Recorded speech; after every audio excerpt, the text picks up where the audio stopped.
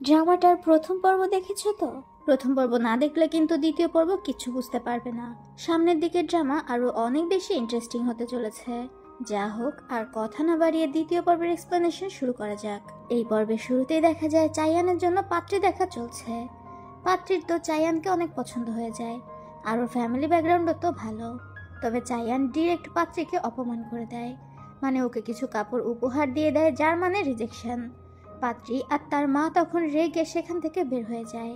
তখন চাইয়ানও সেখান থেকে চলে যেতে থাকে। চাইয়ানের মা চাইয়ানকে বলছিল, এত ভালো মেয়ে তুমি কোথায় পাবে? সে কোন দিক থেকে কম আছে, তুমি কেন তাকে রিজেক্ট করে দিলে? সাথে ওকে আরও কিছু মেয়ের ডিসক্রিপশন বলছিল। চায়ান তখন ওর মাকে বলে ও একজনকে পছন্দ করে। এটা শুনেই তো চায়ানের মা খুশি হয়ে যায়। সে জিজ্ঞাসা করে, তুমি কাকে পছন্দ করো? তখন চায়ান কাংনিংয়ের নাম বলে সেখান থেকে চলে যায়। চায়ানের মা তো আর কাংনিংকে চিনত না। সে দেকিংকে জিজ্ঞাসা করে যে কাংনিং কে। দেকিং তখন সিফুড রেস্টুরেন্টের দিকে আঙুল দিয়ে ইশারা করে। ম্যাডাম লি এর 3 নম্বর মেয়ে কাংনিং। এটা শুনে তো চায়ানের মা মাথা ঘুরে পড়ে যায়। সেই বিয়েতে কোনোভাবেই মত দিবে না। তবে একটু পরে দেখা যায় চায়ানের ফ্যামিলি থেকে ম্যাডাম লিয়ের কাছে 2জন ঘটক মহিলা এসেছিল, যারা চায়ান এবং কাংনিং এর বিয়ের প্রস্তাব নিয়ে এসেছে। ফুহুই তখন ওর বাড়িতে ঢুকছিল। আরও যখন জানতে পারে কাংনিং এবং চায়ানের বিয়ের কথা চলছে, ও তো অনেক খুশি হয়ে যায়। তার উপর চায়ানের পরিবার থেকে কোনো রকম যৌতুকের দাবি করা হয়নি, মানে বিয়ের সময় যেসব গিফট দিতে হয় সেগুলো আর কি। এত ভালো প্রস্তাব পেয়ে ম্যাডাম লি তো প্রচণ্ড খুশি ছিল। সবাই আনন্দ করছিল যে এবার কাংনিং এর বিয়ে হয়ে যাবে। কাংনিং দূর থেকে সবই দেখছিল। তবে ও একটু কনফিউজড ছিল যে চায়ান এত দ্রুত কেন বিয়ের প্রস্তাব পাঠালো। ওর সাথে তো এই ব্যাপারে কোনো কথাই বলেনি। বাইরে চায়ান কাংনিং এর জন্য অপেক্ষা করছিল। তবে কাংনিং সেটা না জেনে কোথাও বের হওয়ার জন্য দরজা খোলে, আর চায়ানকে দেখে দ্রুত দরজা বন্ধ করে দিচ্ছিল। চায়ান কাংনিং এর কাছে গিয়ে বলে, তুমি কিন্তু এখনো তোমার উত্তর দাওনি। তোমার ফ্যামিলি কি কনফিউজড? তারা তো ঘটক মহিলাদের কাছে হ্যাঁ বা না কিছুই জানায়নি। আমি তোমার উত্তর জানার জন্য এখানে অপেক্ষা করছি। কাংনিং তখন বলে, আপনি হুট করে এভাবে বিয়ের প্রস্তাব কেন দিলেন? চায়ান তখন স্বীকার করে যে সে কাংনিংকে ভালোবাসে, আর সে চায় কাংনিং এর সাথে তার দ্রুতই বিয়ে হয়ে যাক। কাংনিং তখন বলে সে এভাবে বিয়ে করতে পারে না। তাকে বিয়ে করতে হলে চায়ানের একটা শর্ত মানতে হবে। চায়ান জিজ্ঞাসা করে কি শর্ত, বরং কাংনিং বলার আগেই সে রাজি হয়ে যাচ্ছিল।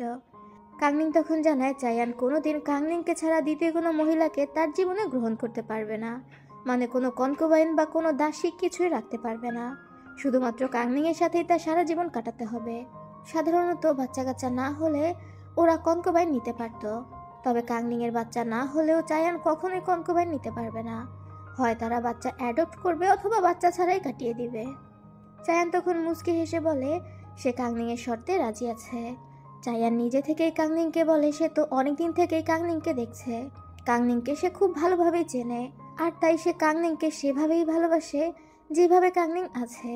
মানে ওর কোনো চেঞ্জ হওয়ার প্রয়োজন নেই। ও গরিব হোক বা বড়লোক, রাগী হোক বা শান্ত, যেমনই হোক না কেন চায়ান তাকেই ভালোবাসে। এবং দুনিয়াতে আর কোনো পুরুষ নেই যে কাংনিংকে চায়ানের মতো ভালোবাসতে পারবে। এটা শুনে কাংনিং বলে, আপনার এত কনফিডেন্স কোথা থেকে আসলো? আপনার কি মনে হয় আপনি ছাড়া আমি আর কাউকে কখনো খুঁজে পাবো না? এটা বলেই কাংনিং ভেতরের দিকে হাঁটা লাগায়। তবে একটু এগিয়ে ঘুরে চায়ানকে বলে, আমি আপনাকে বিয়ে করব যদি আপনি আমার একটা কাজ করে দিতে পারেন। ছোটবেলায় আমি আমার গ্রামের বাড়িতে একটা পিস ব্লসম গাছ লাগিয়েছিলাম। আপনি যদি সেই গাছের মগডাল থেকে পিস ব্লসম ফুল আমাকে এনে দিতে পারেন, তাহলেই আমি আপনাকে বিয়ে করব। এটা বলে কাংনিং দ্রুত ভিতরে চলে যায়। চায়ান মুচকি হেসে কাংনিংদের দরজা বন্ধ করে দেয়। এরপর আমাদের চায়ানের মাকে দেখানো হয়। সে পুরো খাওয়া দাওয়া বন্ধ করে দিয়েছিল, কারণ সে কাংনিংয়ের সাথে চায়ানের বিয়েতে রাজি না। ম্যাডাম লিয়ের মতো একজন মহিলার মেয়েকে সে কোনোভাবে এই বাড়িতে আনবে না। তার উপর চায়ানের মা সবসময় বড়লোক বাড়ির মেয়েদের চয়েস করত, যাতে বেশি করে যৌতুক নিতে পারে। চায়ান তখন মুচকি হেসে বলে, আমি একটা কাজে শহরের বাইরে যাচ্ছি। আশা করি আমি ফিরে আসা পর্যন্ত তোমার মুড চেঞ্জ হয়ে যাবে। আমি আমার জীবনে শুধুমাত্র কাংনিংকেই বিয়ে করব। তাই আশা করি আমার সুখের কথা চিন্তা করে হলেও তুমি বিষয়টা ভেবে দেখবে। এটা বলে চায়ান সেখান থেকে বের হয়ে যায়। তখন আমরা দরজার পাশে লিয়াংয়ের মাকে দাঁড়িয়ে থাকতে দেখি, মানে ওই কুটনি মহিলা এখানে চলে এসেছিল, যেহেতু ওরা সম্পর্কে দুই যা। চায়ানের মা লিয়াংয়ের মাকে বলে, তুমি তো সবই শুনলে, এখন আমি কি করব? লিয়াংয়ের মা তখন বলে, চায়ানকে তো এভাবে আপনিই তৈরি করেছেন। খুব অল্প বয়সে ওর ঘাড়ে ব্যবসা চাপিয়ে দিয়েছেন। ও ব্যবসায় কত লাভ লস বিপজ্জনক পরিস্থিতি ফেস করেছে, এই কারণেই তো ও অনেকটা স্বাধীনচেতা হয়ে গিয়েছে। চায়ানের মা তখন বলে, এত কিছু না বলে এখন বলো এটা সমাধান কি? লিয়াংয়ের মা বলে, কোনোভাবে চায়ানকে লি ফ্যামিলিতে বিয়ে করতে দেওয়া যাবে না, কারণ আমি তো জানি লি ফ্যামিলি কেমন, ওরা সব এক একটা বাঘ। এদিকে কাংনিং মনে মনে অনেক বেশি খুশি ছিল। ওর নিজে হাতে ওর নিজের বিয়ের পোশাক সেলাই করছে। কিয়ানো এসে কাংনিংকে তাড়া দিয়ে বলে, আমার মনে হয় তুমি সময়ের মধ্যে বিয়ের পোশাকটা শেষ করতে পারবে না। আমিও তোমাকে সাহায্য করছি, তুমি আমাকে ডিজাইন চয়েস করে দাও, আমি তোমার সাথে সেলাই করছি। আর কাংনিং হেসে হেসে ডিজাইন চুজ করছিল। দূর থেকে অসহায় দৃষ্টিতে এই বিষয়টা দেখছিল ম্যাডাম লি, যেটা শাওহুয়া খেয়াল করে। ম্যাডাম লি এর মন বেশ খারাপ। সে নিজের রুমের দিকে চলে যায় আর গিয়ে তার জমানো টাকার হিসাব করতে থাকে। তখনই সেখানে শাওহুয়া আসে। ও তো বুঝতে পেরেছিল ওর মায়ের মন খারাপ। ম্যাডাম লি শাওহুয়াকে বলে, তুমি এখানে কেন আসলে?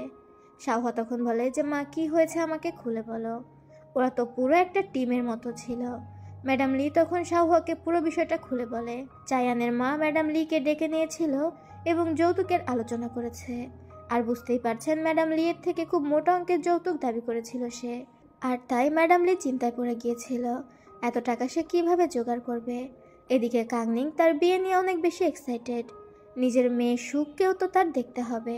ম্যাডাম লি শাওহুয়াকে বলে দেয় কাংনিংকে যেন এই বিষয়টা না জানানো হয়। পরদিন সকালেই দেখা যায় ম্যাডাম লি এর বাড়ির সামনে হুলস্থুল কাণ্ড।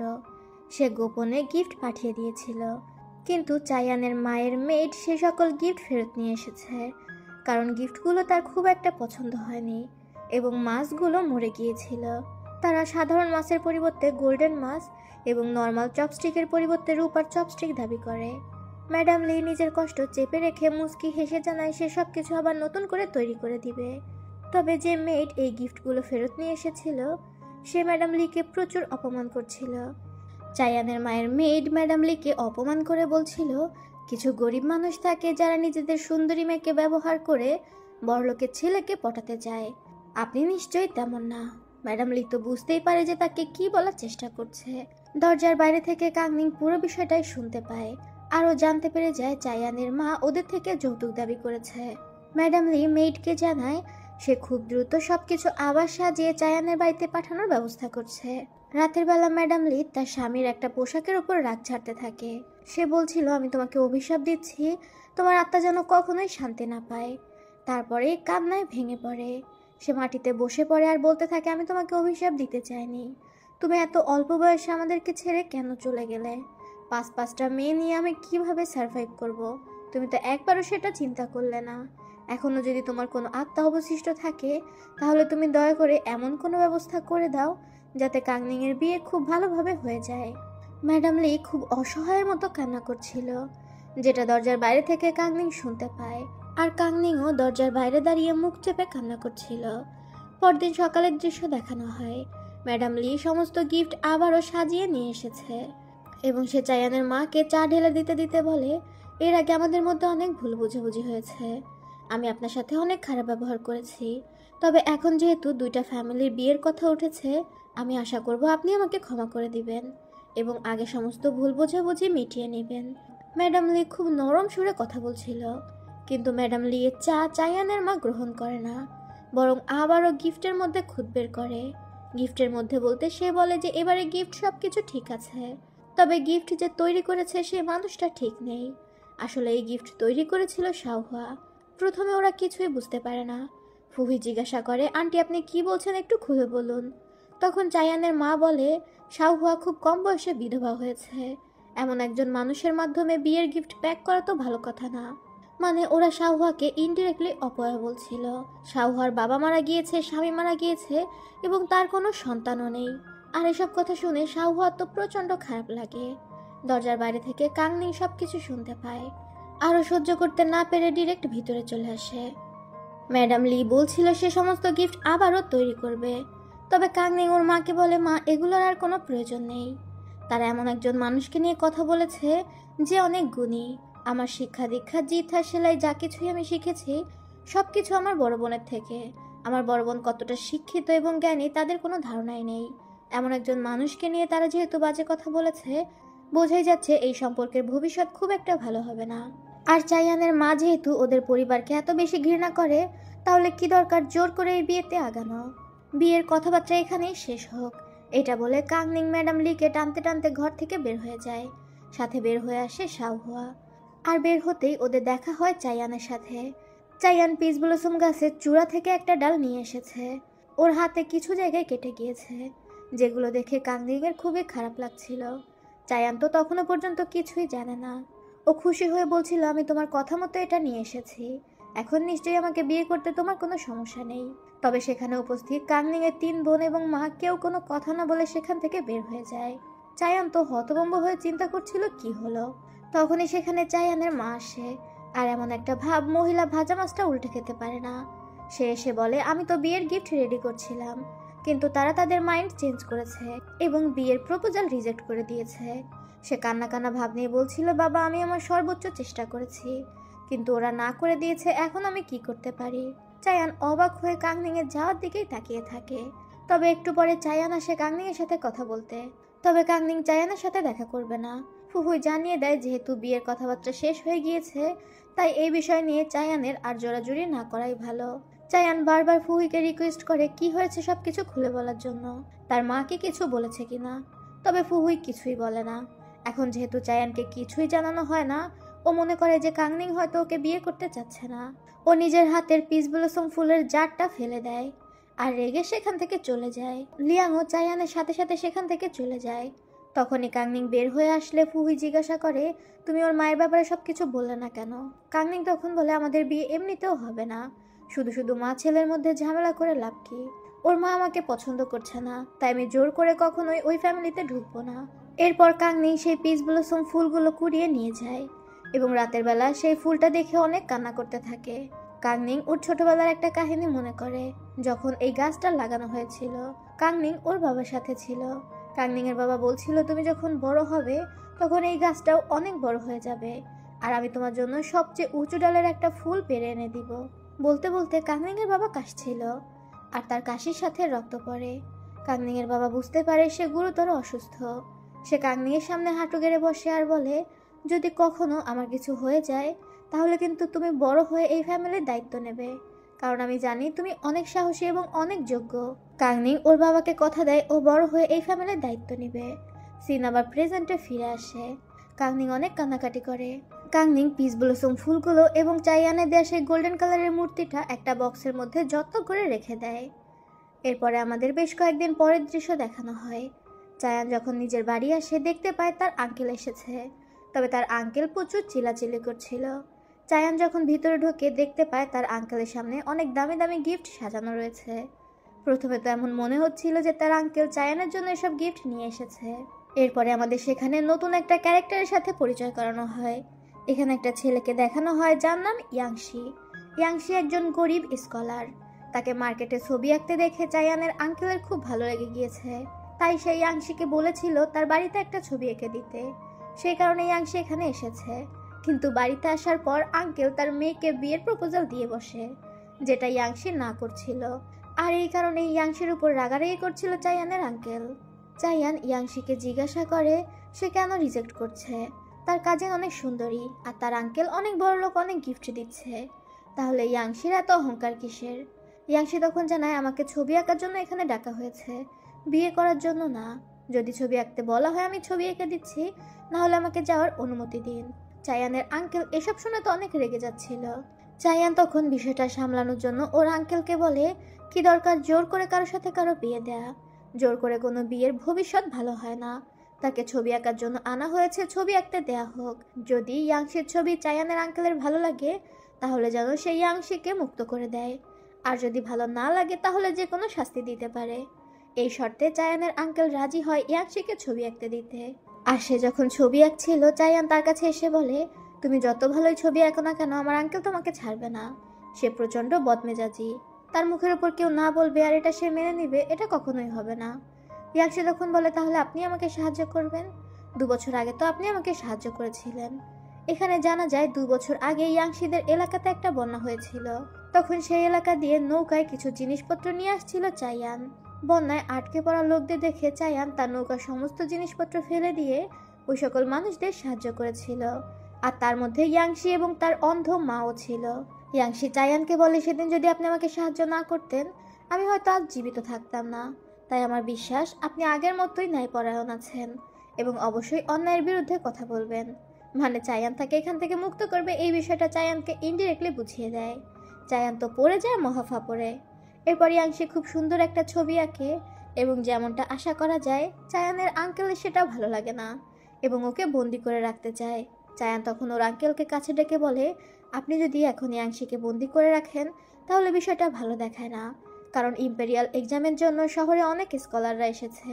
তাদের মধ্যে এই বিষয়টা ছড়িয়ে যাবে যে আপনি আপনার মেয়েকে বিয়ে দেওয়ার জন্য একজনকে বলেছিলেন, কিন্তু সে তাকে রিজেক্ট করে আপনি তাকে বন্দি করে রেখেছেন। তার উপর ইয়াংশি তো ইম্পেরিয়াল এক্সাম দেওয়ার জন্য রেজিস্ট্রেশন করেছে। সে যদি হঠাৎ করে নিখোঁজ হয়ে যায় অবশ্যই তার খোঁজ পড়বে। চায়ানের আঙ্কেল বিষয়টা বুঝতে পেরে ইয়াংশিকে মুক্ত করতে রাজি হয়। তবে একটু পরে বাইরে শোরগোল দেখে চায়ান বাইরে আসে এবং দেখতে পায় ইয়াংশি চায়ানের বাড়ির সামনে বড় বড় করে লিখে গিয়েছে তার আঙ্কেল যে তার মেয়ের সাথে বিয়ে দিতে চেয়েছিল। মানে এমন করে লিখেছে যে জোর করে কোনো বিয়ের ভবিষ্যৎ ভালো হয় না। চায়ান এটা দেখে হেসে ফেলে। সবাই এই বিষয়টা নিয়ে হাসাহাসি করছিল, কিন্তু হুট করেই চায়ানের কি মনে হয় সে দেকিংকে নিয়ে ঘোড়ায় করে বের হয়ে পড়ে। আর একটু দূর এগিয়ে দেখতে পায় চায়ানের আঙ্কেলের লোকেরা ইয়াংশিকে প্রচুর মারধর করছে। চায়ান তখন দ্রুত গিয়ে ইয়াংশিকে ছাড়ায়। চায়ান ইয়াংশিকে বাঁচিয়ে তার রেস্টুরেন্টে নিয়ে আসে আর বলে, তুমি কেন শুধু শুধু ওইসব উল্টাপাল্টা কথা লিখতে গেলে? এই কারণেই তো আমার আঙ্কেল তোমাকে পেটালো। ইয়াংশি তখন বলে, তুমি ভুল বলছো। আমি ওইগুলো লিখে গিয়েছিলাম কারণ আমি জানতাম ওইগুলো লিখে গেলে তুমি বুঝতে পারবে যে আমাকে রাস্তাতে পেটানো হবে এবং তুমি আমাকে বাঁচাতে আসবে। মানে ইয়াংশি খুবই বুদ্ধিমান ছিল।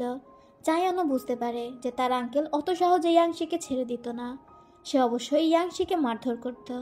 চায়ান তখন বলে, তাহলে তুমি থাকছো কোথায়? ইয়াংশি একটা মন্দিরে থাকছিল অন্য গরিব স্কলারদের সাথে।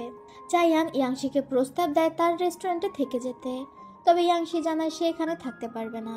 এমনিতে তো সে সাধারণভাবে থেকেই অভ্যস্ত, তার উপর সে যদি মন্দিরে অন্য স্কলারদের সাথে থাকে তাহলে তার জ্ঞান চর্চা আরও ভালো হবে।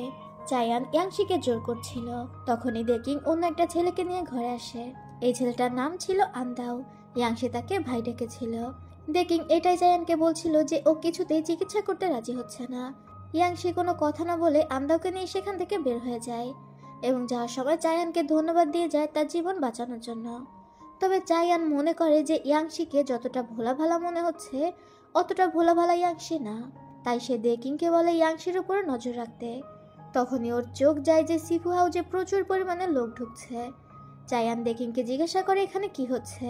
দেকিং তখন জানায় ম্যাডাম লি একটা স্কলারদের সভার আয়োজন করেছে, কবিতা প্রতিযোগিতা, যাতে প্রাইজও রয়েছে। চায়ান মুস্কি হেসে বলে ম্যাডাম লি তার জন্য জামাই খুঁজছে। এটা বলে চায়ান ভিতরে চলে যায়। দেখা যায় সত্যি সত্যি ম্যাডাম লি ঘুরে ঘুরে দেখছিল কোন ছেলে কেমন সুন্দর, কে কেমন কবিতা লিখতে পারে। আসলেও এইসব স্কলারদের মধ্যে থেকে কাংনিংয়ের জন্য ছেলে দেখা হচ্ছিল। হঠাৎই সেখানে একজন গার্ড আসে এবং জানায় পান রেস্টুরেন্ট স্কলারদের নিয়ে একটি কবিতা প্রতিযোগিতার আয়োজন করেছে আর সেখানে প্রাইজ মানি আরও বেশি ছিল। এটা শুনে তো সবাই দৌড়ে পান রেস্টুরেন্টের দিকে চলে যায়। ম্যাডাম লি প্রথমে সবাইকে আটকানোর চেষ্টা করে আর তারপর চিৎকার করে বলে, তোমরা কেউ এখনো পে করনি। এদিকে শাহুয়া ভিতরে বসে বসে সবার কবিতা দেখছিল, তবে কারো কবিতাই তার তেমন একটা পছন্দ হয় না। কাংনিংকেও বেশ হাসি খুশিয়ে লাগছিল, মনে হচ্ছিল ও মুভ অন করে ফেলেছে। ম্যাডাম লি রাগে ফুঁসতে ফুঁসতে ভিতরে আসে আর জানায় পান রেস্টুরেন্ট কবিতা প্রতিযোগিতার আয়োজন করায় সমস্ত স্কলাররা সেদিকে চলে গিয়েছে। চায়ান এখনও তাদের পেছনে লেগে আছে। কাংনিং তখন বলে, তাহলে এখন আমাদের অন্য উপায় ভাবতে হবে, তবে তারা কি উপায় ভাবে সেটা দেখানো হয় না। রাতের বেলা কাংনিং বসে বসে পিস ব্লসমের একটা ডাল আর্ট করছিল। তখনই শাওহুয়া একটা বক্স হাতে তার ঘরে আসে আর বলে, অনেক রাত হয়েছে, তুমি ঘুমাওনি? কাংনিং জিজ্ঞাসা করে শাওহুয়া এখানে কেন এসেছে। শাওহুয়া তখন জানায় সে কাংনিংকে কিছু দিতে চায় আর ওর আনা বক্সটা খোলে, যেটা দেখে কাংনিং অবাক হয়ে যায়। আর এখান থেকেই সিন কাট হয়। বক্সে কি ছিল সেটা দেখানো হয় না। পরদিন সকালের দৃশ্য দেখানো হয়। চায়ান আবারও দেখে যে সবাই সিফু হাউসের দিকেই দৌড়াচ্ছে। ও জিজ্ঞাসা করে সবাই সিফু হাউসের দিকে কেন যাচ্ছে। তখন পাশ থেকে একজন বলে, ম্যাডাম লি স্বয়ংবর টাইপ আয়োজন করেছে। মানে এইবার সে ঘোষণা করে দিয়েছিল ডিরেক্ট কাংনিংয়ের জন্য পাত্র দেখা হচ্ছে, যে প্রতিযোগিতায় জিতবে তার সাথে কাংনিংয়ের বিয়ে দেওয়া হবে। এবার আমাদের সিফু রেস্টুরেন্টের ভিতরের দৃশ্য দেখানো হয়। যেসব ছেলেরা কাংনিংয়ের বিয়ের পাত্র হিসেবে এসেছিল সবাই হাসাহাসি করছিল যে তার মেয়ে কি দেখতে এতটাই খারাপ, তার জন্য এইভাবে পাত্র দেখতে হচ্ছে। আর তার এই খারাপ দেখতে মেয়েকে বিয়ে করলে কি দেওয়া হবে? যেহেতু ম্যাডাম লি একটা চায়ের দোকান চালায়, তার তো আহামরি সম্পত্তি নেই, কেন কেউ তার মেয়েকে বিয়ে করবে? মোট কথা ম্যাডাম লিকে মুখের ওপর অপমান এবং বুলি করছিল। ম্যাডাম লি তখন হেসে দিয়ে বলে, বাইরে এসো। তখন সেখানে লাল কাপড়ে ঢেকে কিছু একটা আনা হয়, আর কাপড়টা সরালে দেখা যায় সেটা ছিল একটা পার্লের পর্দা, যেটা অবশ্যই খুব দামি ছিল। পাস্টের একটা সিন থেকে দেখা যায় শাহুয়া গত রাতে কাংনিং এর কাছে এই পর্দাটাই নিয়ে এসেছিল। শাহুয়ার আগের হাজবেন্ড তাকে এই পর্দাটা দিয়েছিল, যাতে করে তার মৃত্যুর পর শাহুয়ার কোনো কষ্ট না হয়। মানে এই পার্লের পর্দা সেল করে হলেও শাহুয়া খুব ভালোভাবে জীবন কাটাতে পারে। কাংনিং তো এটা নিতেই চাচ্ছিল না। শাহুয়া তখন বলে, কোনো বিষয় না, তোমার যৌতুক হিসেবে আমি এটা দিয়ে দিতে প্রস্তুত আছি। কাংনিংয়ের যদিও বেশ মন খারাপ হয়, তবে ও আর কোনো কথা বলে না। এদিকে এই পর্দা দেখার পর সবাই তো হা হয়ে গিয়েছিল। এবার সবাই উল্টো কথা বলতে শুরু করে। আবারও হাসাহাসি করছিল আর বলছিল, ম্যাডাম লিয়ের মেয়েকে দেখতে এতই খারাপ যে তার জন্য এত বেশি যৌতুক দিতে হবে। মানে এত দামি একটা পর্দা সে যৌতুক হিসেবে দিবে, তার মানে মেয়ের অবস্থা খুবই ভয়ঙ্কর। পর্দার আড়াল থেকে কাংনিং সবকিছুই শুনছিল, আর সে খুব সেজে গুজে বসেছিল। ম্যাডাম লি কোনো কথা না বলে হাসছে। কাংনিং ভেতর থেকে বের হয়ে আসে, আর কাংনিংকে দেখে সবাই হা হয়ে যায়। এত সুন্দরী মেয়ে। সবাই তো কাংনিংকে প্রথম দেখাতে পুরো ক্রাশ খেয়ে যায় এবং কবিতা লেখার জন্য কাগজ কলম নিয়ে টানাটানি শুরু করে দেয়। অনেকে তো ম্যাডাম লিকে শাশুড়ি আম্মা বলেও ডাকছিল, আর শাশুড়ি আম্মা বলে ডাকার জন্য আশেপাশে সবাই তাকে বুলি করছিল যে এখনো তুমি জিতে যাওনি।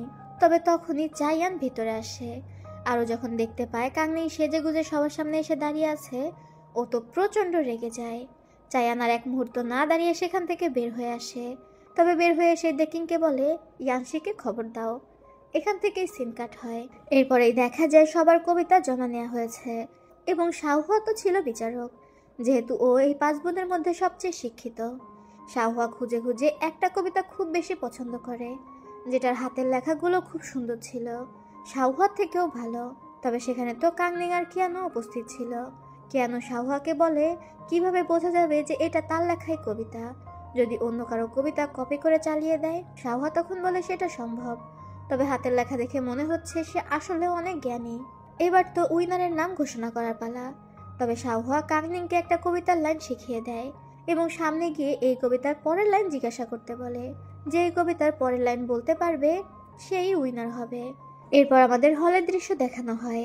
সেখানে ইয়াংশি ছদ্মবেশে দাঁড়িয়েছিল, মানে ও একটা গোফ লাগিয়েছিল আর কি। কাংনিং সামনে আসে এবং কবিতার একটা লাইন বলে, আর পরের লাইন যে বলতে পারবে সেই হবে উইনার। সবাই তো পরের লাইন কি হবে চিন্তা করে কুলকিনারা পাচ্ছিল না। তবে ইয়াংশি পরের লাইনটা বলে দেয়। সবাই তো ইয়াংশিকে নিয়ে নাচানাচি শুরু করে যে সে জিতে গিয়েছে, এবার কাংনিংয়ের সাথে তার বিয়ে হবে। ম্যাডাম লি এগিয়ে গিয়ে ইয়াংশিকে পুরো জামাই বলেই সম্বোধন করছিল। সে খুশি হয়ে ইয়াংশিকে ভিতরে ডাকছিল। ইয়াংশি তখন বলে, এত তাড়াহুড়োর কিছু নেই, আমি তো স্কলারদের পরীক্ষা দেওয়ার জন্য এসেছি। আগে আমি পরীক্ষা দিই, এরপর আমার গ্রামে ফিরে যেতে হবে। আমার বাবা মা এবং ওয়াইফের থেকে পারমিশন নিতে হবে। এখন ইয়াংশির ওয়াইফ আছে, এটা শুনেই তো সবাই হা হয়ে যায়। সবাই পাশ থেকে বলছিল, ম্যাডাম লি আপনি কি আপনার মেয়েকে কনকুবাইন হিসেবে পাঠাবেন? ম্যাডাম লিও অবাক হয়ে বলে, তোমার বউ আছে? তাহলে তুমি এই প্রতিযোগিতায় কেন এসেছো? ইয়াংশি তখন বলে, আমি শুনলাম এখানে কবিতা প্রতিযোগিতা হচ্ছে, তাই আমি জাস্ট আমার যোগ্যতা চেক করতে এসেছি। কাংনিং ভিতর থেকে ওর মাকে শান্ত হতে বলে, আর তারপরে ইয়াংশির উদ্দেশ্যে বলে, যেহেতু আপনি বিবাহিত, আমি তো আপনাকে বিয়ে করতে পারবো না, তবে আপনি আজকের প্রতিযোগিতার উইনার, তাই আমি আপনার জন্য কাউকে না কাউকে তো দিবই। যাকে দিব সে দেখতে খুবই সুন্দরী, টানা টানা চোখ, লম্বা নাক এবং সুন্দর ঠোঁট। ইয়াংশি তো ভাবছিল কি না কি। একটু পরে দেখা যায় ইয়াংশিকে কাংনিং একটা গাধা উপহার দিয়েছে। চায়ান ওই গাধাটা দেখে হাসছিল। ইয়াংশি চায়ানকে বলে, আপনার জন্য এই সব কিছু হয়েছে। আমি তো ভেবেছিলাম আমাকে কি না কি উপহার দিবে, এখন তো শহরে সবাই আমাকে গাধা স্কলার বলে ডাকছে। চায়ান বলে, ভালো করে তাকিয়ে দেখো, কাংনিং যে বিবরণ দিয়েছে সবগুলোই কিন্তু সত্যি। ইয়াংশি বলছিল, আপনার জন্য আমি এই সব কিছু করলাম, বেচারিদের পাত্র খোঁজাই ভেস্তে গেল। চায়ান তখন বলে, তুমি এখনো লি ফ্যামিলির মেয়েদের চেনোনি, তারা অবশ্যই তাদের উদ্দেশ্য সাধন করে ফেলেছে। আর এরপরই দেখা যায় সত্যি সত্যি তাদের প্রচুর পরিমাণে সেল হয়েছিল, এবং একদিনে এত টাকা ইনকাম হয়েছে যেটা টেবিলের উপর ঢাললে পুরো টেবিল জুড়ে যায়। ম্যাডাম লি তো খুশিতে সেই সব পয়সার উপর শুয়েই পড়ে। পরদিন সকালেই দেখা যায় ম্যাডাম লি তার বাড়ির পাশে আর একটা বাড়ি ছিল, সেই বাড়িটাও ভাড়া নিয়ে নেয়। দুই বাড়ির মাঝে ছোট্ট একটা দেয়াল শুধু। এক প্রতিবেশী প্রশংসা করে বলছিল, আমি জানতাম আপনার ব্যবসা অনেক ভালো চলবে। দেখুন, আপনি পরপর দুইটা বাড়ি ভাড়া নিয়ে নিয়েছেন। কাকনি সেখানে কিছু পথ শিশুদের খাবার দিচ্ছিল। ম্যাডাম লি এসে জিজ্ঞাসা করে শাওহুয়া কোথায়। কাকনিং জানায় লিশানের জ্বর হয়েছে, তাই শাওহুয়া গিয়েছে ওষুধ আনতে। একটু পরে শাওহুয়া সেখানে ফিরে আসে, তবে সাথে আরও একটা গাড়ি। ম্যাডাম লি জিজ্ঞাসা করে কি হয়েছে। শাওহুয়া জানায় সে একটা লোককে অসুস্থ অবস্থায় রাস্তায় খুঁজে পেয়েছে। সে বরফে জমে মৃতপ্রায়। দেখা যায় এটা ছিল ইয়াংশি, আর তার অবস্থা খুবই খারাপ। ওরা দ্রুত ইয়াংশিকে ভিতরে নিয়ে যায়। ম্যাডাম লি তো ইয়াংশির হাতে পায়ে তেল মালিশ করছিল। হঠাৎই সে খেয়াল করে ইয়াংশিকে তার চেনা চেনা লাগছে। সে কাংনিংকে ডেকে বলে, দেখো এই ছেলেটাকে কেমন চেনা চেনা লাগছে না? কাংনিং তখন দেখে চিনতে পেরে যায় এটা তো সেই স্কলার যে 2 দিন আগে কবিতা প্রতিযোগিতায় জিতেছিল এবং তার ওয়াইফ আছে। আর এটা শুনেই ম্যাডাম লি তেলে বেগুনে জ্বলে ওঠে। সেই ইয়াংশিকে এখনই ঘর থেকে বের করে দিবে। কাংনিং আর শাওহুয়া কোনোভাবে তাদের মাকে শান্ত করে, এটা বলে যে কোনো অসুস্থ মানুষকে এভাবে তারা ফেলে দিতে পারে না। সে যেমনই হোক, তাদের দায়িত্ব এই মানুষটিকে সাহায্য করার। ম্যাডাম লি তখনকার মতো কিছুটা শান্ত হয়। শাওহুয়া সারাদিন ইয়াংশির পাশেই থাকে, আর সে ইয়াংশির অনেক সেবা যত্ন করে। তবে ইয়াংশি যে কাংনিংদের বাড়িতে আছে এই খবরে মোটেও খুশি হয় না চাইয়ান। খুশি না হওয়াটাই স্বাভাবিক। আরও চলে আসে ইয়াংশিকে ফিরিয়ে নিয়ে যেতে। ও ইয়াংশির সাথে কথা বলছিল যে ইয়াংশি যদি সুস্থ হয়ে যায় তাহলে এখান থেকে চলে যাওয়াই ভালো, কারণ এই বাড়ির মালিক হচ্ছে 5-5টা মেয়ে। এখানে কোনো পুরুষ মানুষ নেই, তাই এতগুলো মেয়ের মধ্যে ইয়াংশির থাকা ঠিক হবে না। এতে করে মেয়েদের রেপুটেশন নষ্ট হতে পারে। আর তাছাড়া চাইয়ান তার জন্য আরো ভালো ডাক্তারের ব্যবস্থা করবে। কিন্তু তখনই সেখানে ম্যাডাম লি চলে আসে এবং সে চাইয়ানের সাথে তর্ক করতে শুরু করে যে ইয়াংশিকে সে যেতে দিবে না। ইয়াংশিকে তারা পেয়েছিল এবং সুস্থ করে তুলেছে। আর যদিও তাদের ঘরে কোনো পুরুষ মানুষ নেই, তবে দুইটা বাড়ি সম্পূর্ণ আলাদা, মাঝে দেয়াল রয়েছে। ইয়াংশি তার এই বাড়িটাতে থাকতে পারে। এখানে থাকলে ইয়াংশি ভালোভাবে তার পড়ালেখার চর্চা করতে পারবে, যেহেতু সে পরীক্ষা দিতে এসেছে। দ্বিতীয়ত, যেহেতু ম্যাডাম লি তাকে বাঁচিয়েছে, ইয়াংশির উচিত তার রিপে করা, মানে প্রতিদান দেয়া। আর প্রতিদান দেওয়ার জন্য সে যদি এখানে থেকে যায় তাহলে ম্যাডাম লি এর ভালোই হবে। একটা পুরুষ মানুষ তাদের গার্ড হিসেবে থেকে যাবে। গার্ড বলতে অপমান করে বলেনি আর কি। তারা 5টা মেয়ে মানুষ একা একা থাকে, একজন পুরুষ যদি তাদের সাথে থাকে তাহলে তাদের সুবিধা হবে, সেই অর্থে বলেছিল। ইয়াংশি সবকিছু চিন্তা ভাবনা করে ম্যাডাম লি এর প্রস্তাবে রাজি হয়ে যায়, মানে এখানে থাকার জন্য রাজি হয়ে যায়। আর ইয়াংশির সাথে থাকবে তার ভাই আন্দাও। চাইয়ান তখন প্রচন্ড রেগে যায়, আর ও সেই বাড়ি থেকে বের হয়ে আসে। এসে দেয়ালের ওপারে দেখার চেষ্টা করছিল। চাইয়ানের সাথে ছিল লিয়াং। সে চাইয়ানকে জিজ্ঞাসা করে, তুমি দেয়ালের উপরে কি দেখছো? চাইয়ান তখন বলে, এই দেয়ালটা অনেক বেশি উঁচু। এটা বলে একটু পরে সে দেকিংকে পাঠিয়ে দেয় এই দেয়ালটাকে আরো উঁচু করে দেওয়ার জন্য, মানে দেয়ালটা নিচু ছিল আর কি, এপার থেকে ওপারে দেখা যেত। দেকিং সম্পূর্ণ দেয়ালটা ভেঙে অনেক উঁচু করে দেয় যাতে এপার ওপার দেখা না যায়। ম্যাডাম লি এসে দেকিংকে জিজ্ঞাসা করছিল সে এমনটা কেন করছে। এবারের মালিক ম্যাডাম লি, তার অনুমতি তো কেউ নেয়নি। দেকিং তখন বলে, আপনাদের সুবিধার জন্যই এটা করা হচ্ছে, আর এটা মাস্টার ইয়াংশি চেয়েছে যাতে করে আপনাদের কোনো সমস্যা না হয় আর আপনার মেয়েদের রেপুটেশন নষ্ট না হয়। এখন মেয়েদের রেপুটেশনের প্রশ্ন যখন, ম্যাডাম লি আর কোনো কথা বলে না। তবে কাংনিং তো বুঝতে পারে চাইয়ানের শয়তানিটা। ও তখন উঠানের উপর বসে বাঁশি বাজাতে থাকে, ইচ্ছা করে ইয়াংশির মনোযোগ আকর্ষণ করার জন্য। আর ইয়াংশি ঘরে বসে বসে ওই বাঁশির সুরটা শুনে অনেক পছন্দ করে, মানে ওর ভালো লাগছিল আর কি। হঠাৎই সেখানে চাইয়ান চলে আসে এবং উঠানের উপর থাকা একটা গাছ কাটতে থাকে, আর ওই গাছ কাটার শব্দে বাঁশির সুরটাই নষ্ট হয়ে যাচ্ছিল। কাংনিং রেগে চাইয়ানের সাথে তর্ক করতে আসতে চায়, তবে ও বুঝতে পারে যে চাইয়ান তো এটাই চাচ্ছে, তাই ও আবার নিজের ঘরে ফিরে যায়। চাইয়ান বুঝতে পারে কাংনিং রেগে বাঁশি বাজানো বন্ধ করে দিয়েছে, আর এটা বুঝতে পেরে ও শয়তানের মতো হাসি দেয়। এরপরে দেখা যায় ইয়াংশিকে যে বাড়িতে থাকতে দেয়া হয়েছে ও সেই বাড়ির সামনে পায়চারি করছিল। ওর উদ্দেশ্য ছিল কাংনিংকে একবার দেখা, কারণ ইয়াংশির মনে কোথাও না কোথাও কাংনিংয়ের প্রতি আস্তে আস্তে দুর্বলতা সৃষ্টি হচ্ছিল। কাংনিংয়ের কবিতা জ্ঞান, শিক্ষা দীক্ষা এবং বাঁশি বাজানো সবকিছু মিলে ইয়াংশির মধ্যে একটা সফট কর্নার তৈরি হয়ে গিয়েছিল। কাংনিং বাইরে গিয়েছিল আর ওই সময়ও ভিতরে আসে। কাংনিং দ্রুত করে বাড়ির ভিতরে ঢুকে যায়। ইয়াংশি ভালো করে ওকে দেখতে পায় না, তবে ও একটা ব্যাগ খুঁজে পায় যেটা কাংনিংয়ের কাছ থেকে পড়েছিল। এরপরেই দেখা যায় ইয়াংশি ওর ঘরের সামনে বসে বসে বই পড়ছে আর বারবার কাংনিংদের বাড়ির দিকে তাকাচ্ছে। তখনই সেখানে চাইয়ান আসে আর বলে, আপনি কি কারোর জন্য অপেক্ষা করছেন? বাইরে বসে বসে বই পড়ছেন কেন? ইয়াংশি তখন জানায় এমনি সে বাইরে বসেছিল, ঘরে থাকতে ভালো লাগছিল না এই জন্য। এরপর চায়ানকে নিয়ে ওরা ভিতরে যায়। চায়ান আবারও ইয়াংশিকে এখান থেকে চলে যাওয়ার জন্য বলে, তবে ইয়াংশি জানায় তার এখানে তেমন কোনো সমস্যা হচ্ছে না। চায়ানকে ধন্যবাদ জানায় তাকে নিয়ে এত চিন্তা করার জন্য। তখনই সেখানে চুনলাই আসে। কাংনিং ইয়াংশির জন্য একটি গিফট পাঠিয়েছে। ইয়াংশি কাংনিংয়ের ব্যাগ পেয়ে ফেরত দিয়েছিল, যেটা কাংনিংয়ের জন্য অনেক ইম্পর্ট্যান্ট। তাই সে ধন্যবাদ দেওয়ার জন্য ইয়াংশিকে একটি কলম এবং কালির দোয়াত উপহার দিয়েছে, যে দোয়াতটা ছিল খুব দামি। কাংনিং কোথাও থেকে সেটা আনিয়েছে এবং তার উপর পিস ব্লসমের আর্ট করা ছিল। চুনলাই জানায় ইয়াংশি যদি এটা রাখে তাহলে তার লেডি কাংনিং খুবই খুশি হবে। এটা ইয়াংশিকে ধন্যবাদ দেওয়ার জন্য দেয়া হয়েছে। তবে চাইয়ানের তো একদমই ভালো লাগে না। লিয়াং দ্রুত এসে ওই কালির দোয়াতটা দেখতে থাকে আর বলতে থাকে আসলে এটা অন্য রাজ্যের আর খুব হাই কোয়ালিটির জিনিস। চাইয়ান বলে কই দেখি। চাইয়ান ওই দোয়াতটা নিজের হাতে নেয়। ইয়াংশি খুশি হয়ে চুনলাইকে বলে সে অবশ্যই এই উপহার রাখবে। কাংনিংয়ের চিন্তা ভাবনা দেখে সে অনেক খুশি হয়েছে। আর এসব শুনে চাইয়ান ইচ্ছা করে ওই কালিটা নিচে ফেলে দেয় এবং সেটা ভেঙে যায়। চাইয়ান এমন ভান করে যে তার হাত থেকে পড়ে গিয়েছে। এখন ইয়াংশি আর কি বলতে পারে? সে তো আর চায়ানের উপর চিল্লাচিল্লি করতে পারবে না যে চায়ান এটা কেন ভেঙেছে। চায়ান বলে যে সে সেম আরেকটা ইয়াংশির জন্য এনে দিবে, ওটা সে নিজের সাথে নিয়ে যায়। তবে বের হওয়ার সময় দেখতে পায় চুনলাই আন্দাওকে একটা বই দিচ্ছে, আর এই বইটাও কাংনিং আন্দাওকে দিয়েছিল। চায়ানের তো আরো বেশি হিংসা হয়ে যায় আর সে রেগে বের হয়ে যাচ্ছিল। দেখতে পায় কাংনিং দরজাতেই দাঁড়িয়ে আছে। চায়ান কোনো কিছু না বলে সেখান থেকে চলে যায়। তখন কাংনিং মুসকে মুসকে হাসতে থাকে।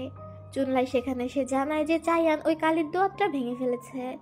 কাংনিং তখন হেসে দিয়ে বলে আমি জানতাম এমন কিছুই হবে, আর আমি তো এই কারণেই চায়ান আসলে এটা দিয়েছি।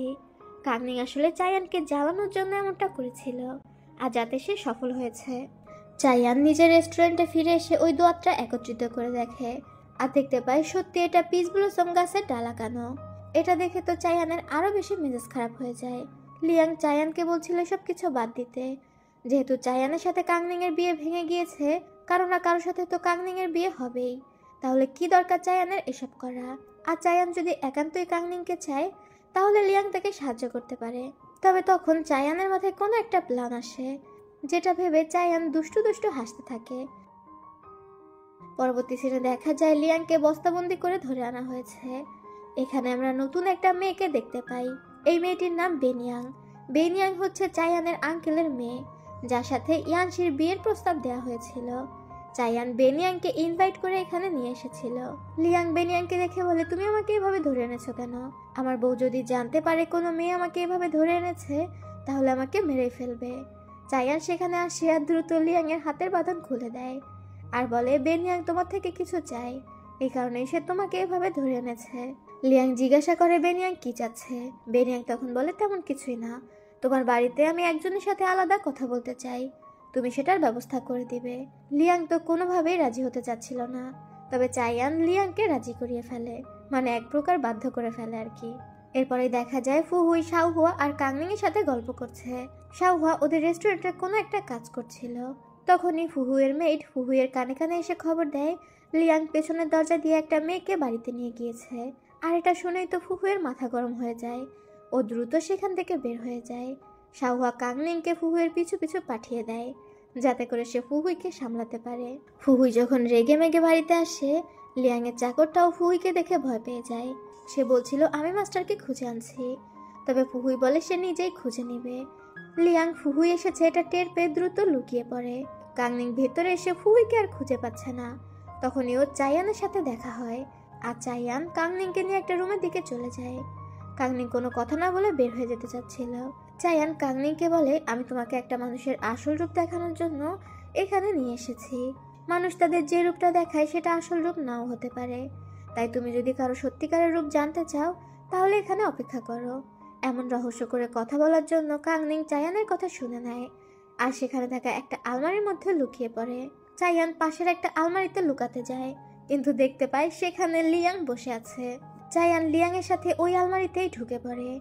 একটু পরে ঘরের ভিতরে ইয়ানশিকে আনা হয় এবং সাথে ছিল বেনিয়াং। চায়ান আসলে বেনিয়াং এর ব্রেন ওয়াশ করেছিল ইয়ানশির সাথে ডিরেক্ট কথা বলার জন্য। ইয়ানশি তাকে বিয়ে করতে না চেয়ে তাকে অপমান করেছে, এইটাই বুঝিয়েছিল।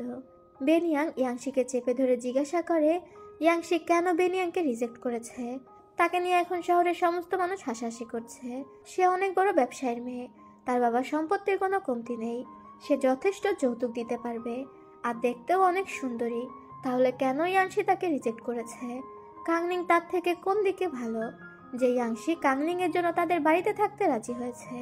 এইটাই কথাবার্তা বলছিল আর কি।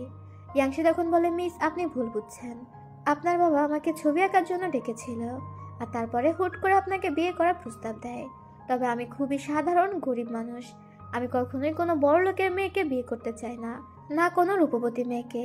আমি খুব সাধারণ একজনকে বিয়ে করতে চাই যে আমার মায়ের দেখাশোনা করবে। বড় লোকের সুন্দরী মেয়েরা সাধারণত অ্যাগ্রেসিভ হয়, তারা কখনোই আমার অন্ধ মাকে সম্মান করবে না। আমি এমন কোনো মেয়েকে বিয়ে করব যে আমার অন্ধ মাকে সম্মান করবে। ভেতর থেকে কাংনিং সবকিছুই শুনছিল, তবে চাইয়ান এসব শুনে হতাশ হচ্ছিল, কারণ সে ভেবেছিল ইয়াংশি অন্য কথাই বলবে। এরই মধ্যে ফুহুই বাইরে থেকে নক করে বলতে থাকে, লিয়াং আমি জানি তুমি ভিতরে আছো, বের হয়ে এসো, না হলে আমি দরজা ভেঙে ভিতরে যাব। বেনিয়াং তো একদম অপ্রস্তুত হয়ে যায়। ইয়াংশি বেনিয়াংকে বলে আমি দরজা খুলছি, তবে বেনিয়াং দরজা খুলতে দিতে চাচ্ছিল না। ইয়াংশি দরজা খুলবে এটা শুনে চায়ান লিয়াংকে ধাক্কা মেরে আলমারি থেকে বের করে দেয়। লিয়াং দৌড়ে এসে ইয়াংশিকে বলে কোনোভাবেই দরজা খোলা যাবে না। সেই ইয়াংশিকে ঠেলে নিয়ে চায়ানের আলমারিতে ঢুকিয়ে দেয়। বেনিয়াং তখন বলে আমি জানি আমাকে কি করতে হবে, আর ও কাংনিং এর আলমারিতে গিয়ে লুকিয়ে পড়ে। মানে কি একটা অবস্থা! লিয়াং চিন্তা করছিল ও দরজা খুলবে, তবে ও ভয় পাচ্ছিল। এরই মধ্যে ফুহুইয়ের মেড জানালা ভেঙে ফেলে। এটা দেখে লিয়াং ভয় পেয়ে পেছনের জানালা দিয়ে পালিয়ে যায়। এরই মধ্যে ফুহুই একটা পাথর দিয়ে দরজা ভেঙে ঢুকতে চাচ্ছিল, কিন্তু চায়ান দ্রুত এসে দরজা খোলে আর ফুহুইকে বলে তুমি শান্ত হও, তুমি যেটা ভাবছো তেমন কিছুই না। ফুহুই চায়ানকে দেখে কিছুটা শান্ত হয়, মানে লিয়াং কোনো মেয়ের সাথে ছিল না আর কি। ফুহুই পাথরটা ফেলে দিয়ে সেখান থেকে চলে যায়। ইয়াংশি বের হয়ে আসে আর চায়ানকে বলে আপনি এখানে আমাকে কেন ডেকেছিলেন? মানে চায়ান ইয়াংশিকে এখানে ডেকে এনেছিল বেনিয়াংয়ের সাথে ফাঁসিয়ে দেওয়ার জন্য। চায়ান তখন বলে বেনিয়াং আপনার সাথে কথা বলতে চেয়েছিল, এই কারণে ডেকেছে, আপনি দয়া করে ভুল বুঝবেন না, আমি পরে আপনাকে সবকিছু বুঝিয়ে বলবো। এবং একজন গার্ড দিয়ে ইয়াংশিকে সেখান থেকে পাঠিয়ে দেয়। তখনই বেনিয়াং বের হয়ে আসে আর বলে তুমি আমাকে ফাঁসিয়েছো তাই না? এই অপমান আমি মনে রাখবো। এটা বলে বেনিয়াং ও রেগে সেখান থেকে বের হয়ে যায়।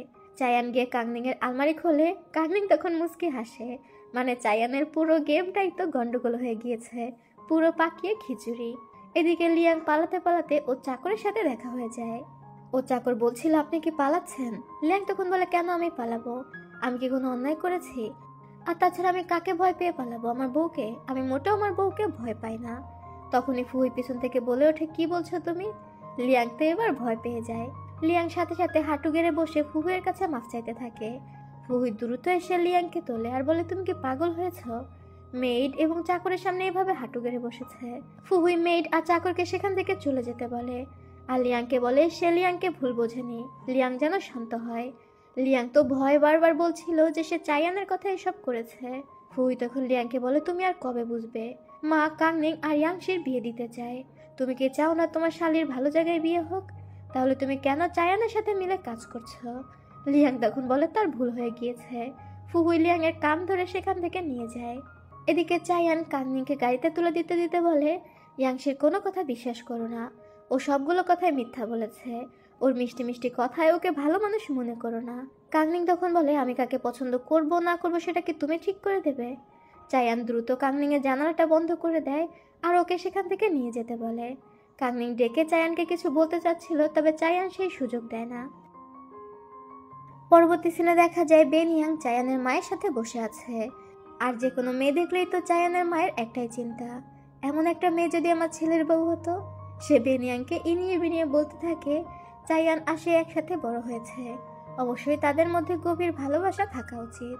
আর বেনিয়াংও লজ্জা পাওয়ার ভান করছিল। এরই মধ্যে সেখানে চায়ান আসে।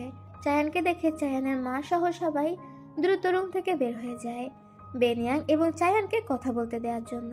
প্রথমে তো ওরা খুব শান্ত ভান করে বসে থাকে, তবে সবাই সেখান থেকে চলে যেতেই দুইজনে ঝগড়া লাগিয়ে দেয়।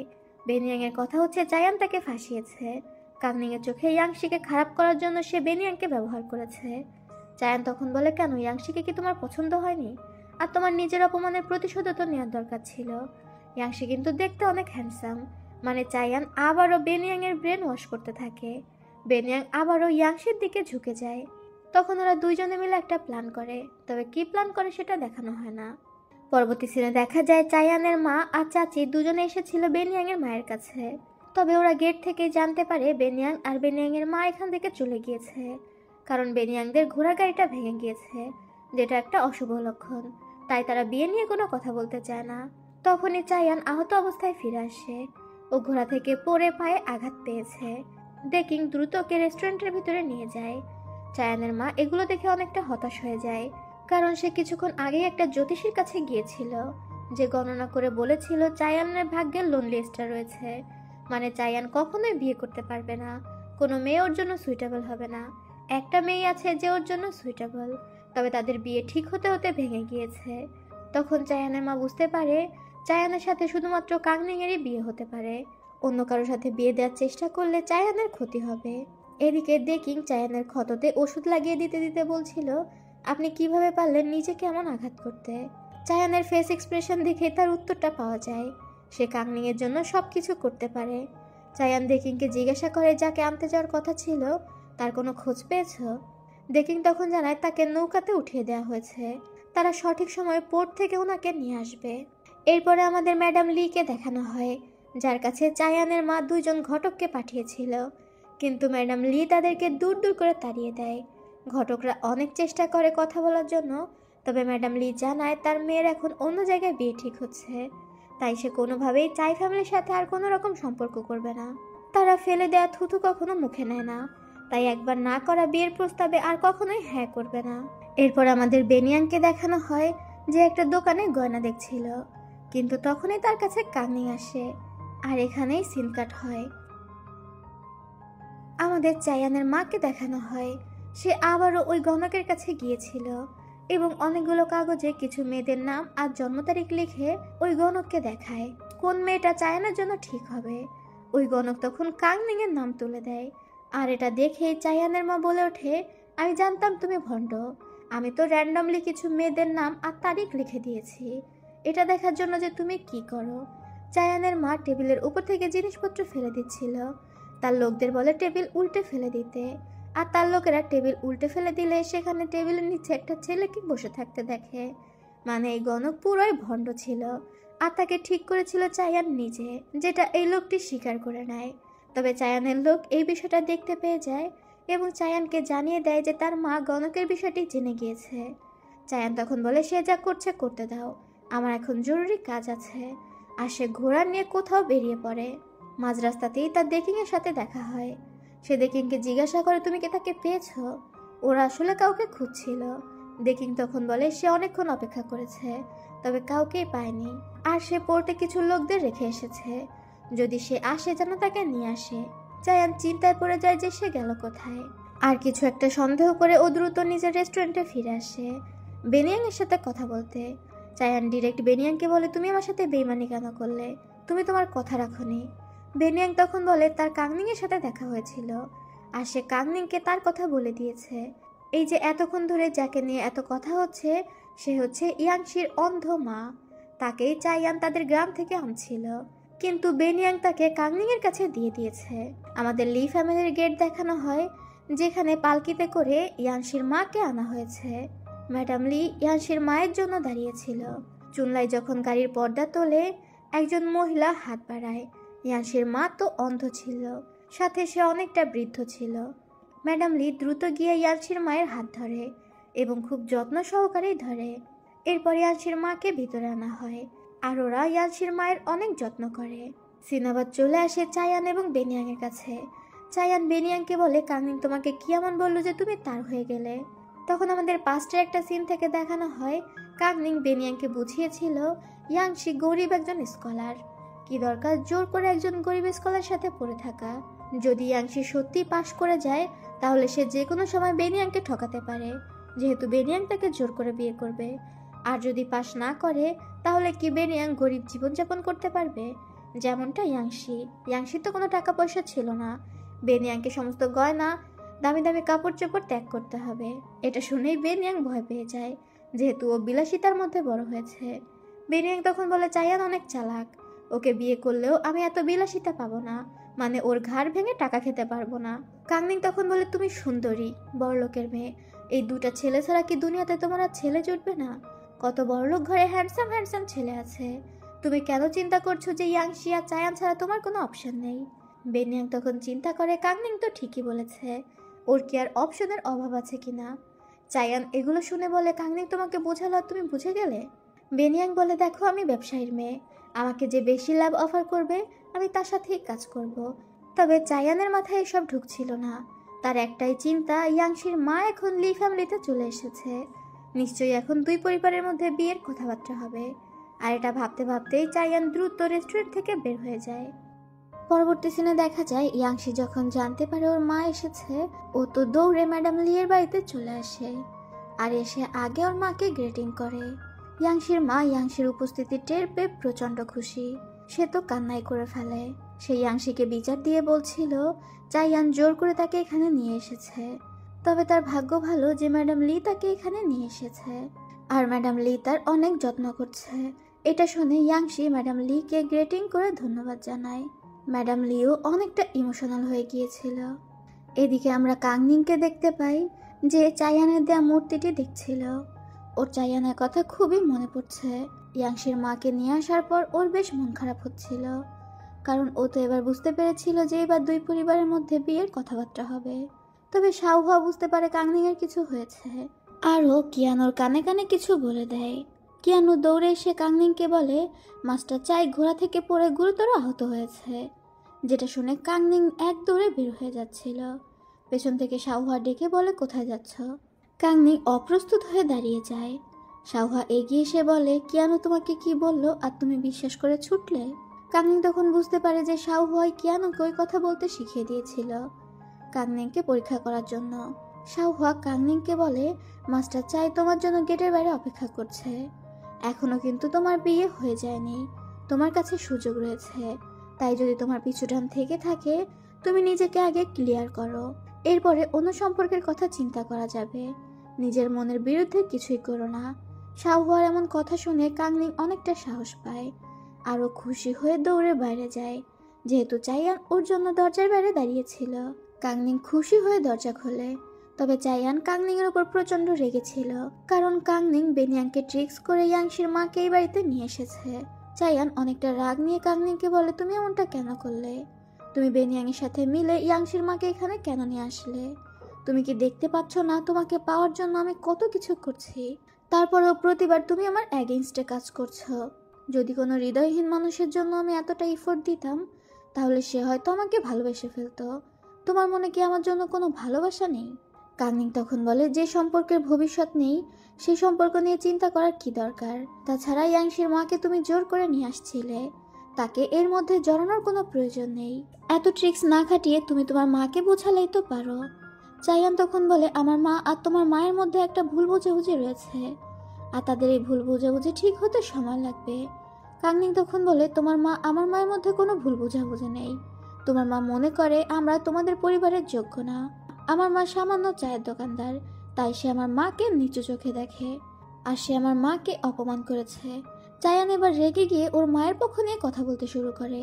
ও বলছিল, শুধু আমার মা কেন, শহরের প্রতিটা মানুষ তোমার মাকে নিয়ে হাসাহাসি করে, সে পাঁচটা মেয়েকে নিয়ে চায়ের দোকান চালাচ্ছে, আর তারপরেও তার যে আচার আচরণ, কোনো মহিলা মানুষের এমন আচার আচরণ থাকে না। এটা শুনে কাংনিংয়ের প্রচণ্ড খারাপ লাগে। ও বলে যে শহরের প্রতিটা মানুষের কথা বাদ দাও, তুমি আমার মাকে নিয়ে কি মনে করো? আমার মা যেমনই হোক সে আমার মা, 5টা মেয়েকে বড় করার জন্য সে অনেক বেশি স্ট্রাগল করেছে। চায়ান এবার রেগে গিয়ে বলে, আমার মা অনেক অল্প বয়সে বিধবা হয়েছে, সেও অনেক স্ট্রাগল করেছে, কিন্তু তোমার মায়ের মতো এমন হয়ে যায়নি। এখন নিজের মায়ের সম্পর্কে এসব কথা শুনে তো কোনো মেয়েরই ভালো লাগবে না। কাংনিং রেগে চায়ানকে বলে, আপনার কি মনে হয় আপনার সাথে বিয়ে না হলে আমি আর কখনো ছেলে পাবো না? আমার এই জীবনে সারা জীবনও যদি অবিবাহিত থাকতে হয়, তাও আমি কখনো আপনাদের পরিবারে যাব না, আপনাকে বিয়ে করব না। আজকের পর থেকে আপনার আমার মধ্যে সবকিছু শেষ। এটা বলে কাংনিং দরজা বন্ধ করে দেয়। চায়ান দরজা ধাক্কা দিতে চায়, তবে কিছু একটা চিন্তা করে দেয় না। তবে কাংনিং এর অনেক খারাপ লাগে। ও আবারও দরজা খোলে, কিন্তু দেখতে পায় চায়ান অনেকটা দূরে চলে গিয়েছে। তখন কাংনিং সেখানে দাঁড়িয়ে কান্না করতে থাকে। কিয়ানো এসে কাংনিং এর মাথায় ছাতা ধরে। কারণ বাইরে বরফ পড়ছিল। এদিকে ইয়াংশি যে বাড়িটাতে থাকতো, ইয়াংশির মাকে সেই বাড়িতেই থাকতে দেওয়া হয়। ইয়াংশির মা ওর বিছানায় হাত দেয় আর দেখতে পায় খুব নরম গদি দেওয়া রয়েছে। ইয়াংশির মা তখন বলে, মনে হচ্ছে ম্যাডাম লি তোমাকে অনেক ভালোভাবে ট্রিট করে। ইয়াংশি তখন জানায় সত্যি ম্যাডাম লি তাকে অনেক ভালোভাবে ট্রিট করে। ইয়াংশির মা বলে, তাহলে তুমি কিভাবে এটার প্রতিদান দেবে? ইয়াংশি কোনো কথা বলতে পারছিল না। ইয়াংশির মা বলে, কাল সকালে গিয়ে তুমি বিয়ের প্রস্তাব দেবে। ইয়াংশি তখন বাধ্য ছেলের মতো জানায় সে কাল সকালেই বিয়ের প্রস্তাব দিবে। আর পরদিনই ইয়াংশি কাংনিংকে বিয়ে করার প্রস্তাব দেয়। ম্যাডাম লি তো প্রচণ্ড খুশি হয়ে যায়। সে তো এতদিন এই সময়ের জন্যই অপেক্ষা করছিল। আর স্বাভাবিকভাবেই ইয়াংশি তো কোনো যৌতুক নেবে না। কাংনিংরা 5 বোন অনেক কিছু কেনাকাটা করেছিল, যেগুলো ম্যাডাম লিকে দেখাচ্ছিল। মানে ওদের পুরো পরিবারে খুশি ছড়িয়ে গিয়েছে। এদিকে লিয়াং চায়ানের কাছে এসে জানায় কাংনিংয়ের বিয়ে ঠিক হয়ে গিয়েছে। এখনো চায়ান এখানে বসে নিশ্চিন্তে ড্রিঙ্ক করছে। চায়ান তখন বলে, ওর সাথে আমার সবকিছু শেষ। এখন যদি ওর বিয়ে ঠিক হয়ে যায় বা বিয়ে হয়ে যায় তাতে আমার কিছু যায় আসে না। ওদের পুরো পরিবারটা বর্বর আর লোভী। টাকা ছাড়া ওদের পরিবার কিছু চেনে না। লিয়াং এটা শুনে বলে, তুমি ওদেরকে ভুল বুঝছো। আসলে আমার শাশুড়ি মা অনেক কষ্ট করে তার মেয়েদের বড় করেছে, তাই তারা টাকার মূল্যটা বোঝে। এবার চায়ান একই কথা বলে, আমার মাও তো অনেক কষ্ট করে আমাকে বড় করেছে, কিন্তু ওদের মতো বর্বর আর লোভী হয়ে যায়নি। তখন লিয়াং চায়ানকে একটা গল্প বলে। ছোটবেলায় যখন কেবলই ম্যাডাম লি এর হাজবেন্ড মারা গিয়েছে, তখন এলাকার মানুষ ওদের উপর খুবই অত্যাচার করত। মানে প্রত্যেক দিন আসতো লুটপাট চালাতে, কারণ ওর বাবা অসুস্থ ছিল এবং তার চিকিৎসার জন্য অনেক ধার হয়ে গিয়েছিল। সেই ধারের জন্য পাওনাদাররা এসে ওদের ঘরের দামি দামি জিনিসপত্র নিয়ে যাচ্ছিল। ম্যাডাম লি তার 5 মেয়েকে নিয়ে এক কোণাতে বসেছিল। যদিও তার হাতে লাঠি ছিল, কিন্তু সাহস ছিল না। একটা লোক এসে সুন্দর একটা ফুলদানি তোলে। কাংনিং তখন দৌড়ে গিয়ে বলে, এটা আমার বাবার প্রিয় ফুলদানি, এটা রেখে দাও। কিন্তু ওই লোকটা কাংনিংকে ধাক্কা দিয়ে ফেলে দেয়। আর তখনই কাংনিংরা 5 বোন সহ ম্যাডাম লি ওই লোকের উপর ঝাঁপিয়ে পড়ে। সেখানে শাওহুয়া ছিল, যার বয়স তখন সবে মাত্র 15। ম্যাডাম লি লাঠি দিয়ে ভয় দেখিয়ে সবাইকে তাড়িয়ে দেয়। আর সেখান থেকে শুরু হয় ম্যাডাম লি এর স্ট্রাগল। লিয়াং আরও জানায়, ওই সময়ে শুধুমাত্র পরিবারকে রক্ষা করার জন্য শাওহুয়াকে অনেক বড় একটা ফ্যামিলিতে বিয়ে দেওয়া হয়।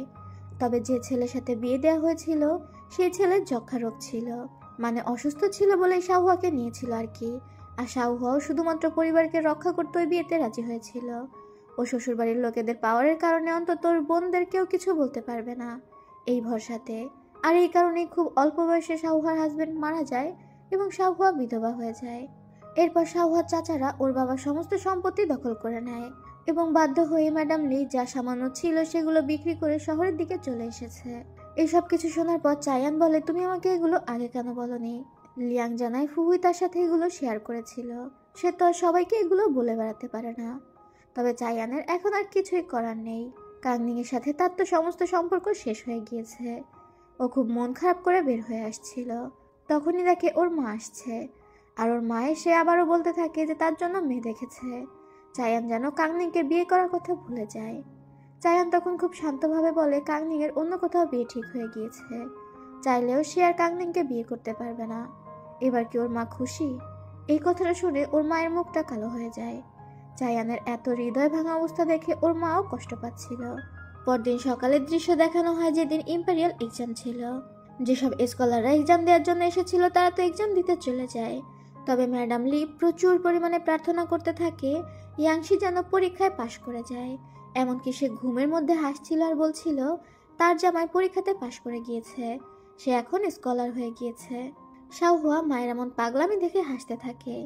এদিকে কাংনিং এর ছোট 2 বোন হাউদি এবং লিশান আসে কাংনিং এর কাছে। ওরা যেতে চাচ্ছিল বাজারে। গতকালই মেলা শেষ হয়েছে এবং সমস্ত দোকানপাট তুলে নেওয়া হয়েছে। ওরা রাস্তায় ছড়িয়ে ছিটিয়ে থাকা জিনিসপত্র খুঁজতে যেতে চাচ্ছিল, কারণ দোকানপাট সরিয়ে ফেলার কারণে অনেক টুকিটাকি জিনিস তো আশেপাশে পড়ে থাকবে। তবে যদি রাতে না যায় তাহলে সেগুলো পাবে না।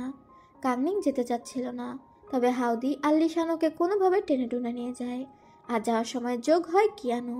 4 জনে মিলে রাস্তায় যায় জিনিসপত্র খোঁজার জন্য। লিশান তো সুন্দর একটা চুলের কাঁটা পেয়ে যায়। তবে কাংনিং খেয়াল করে কেউ একজন ওই রাস্তা থেকে সরে গিয়েছে। আর একটু এগিয়ে ও একটা চুলের ব্যান্ড খুঁজে পায়, যেমনটা কাংনিং এর আগেও একটা ছিল, চায়ান বল মেরে ভেঙে দিয়েছিল। ঠিক সেম টাইপ একটা চুলের ব্যান্ড। কাংনিং মনে করে এটা হয়তো চাইয়ানে ফেলে গিয়েছে তার জন্য, আর ও খুব ইমোশনাল হয়ে যায়। ভোর হতে চলেছিল, তাই ওরা সেখান থেকে ফিরে আসে। আর বাড়িতে এসেও কাংনি ওই চুলের ব্যান্ড দেখে চিন্তা করছিল নিশ্চয়ই চাইয়ানি এটা রেখে গিয়েছে।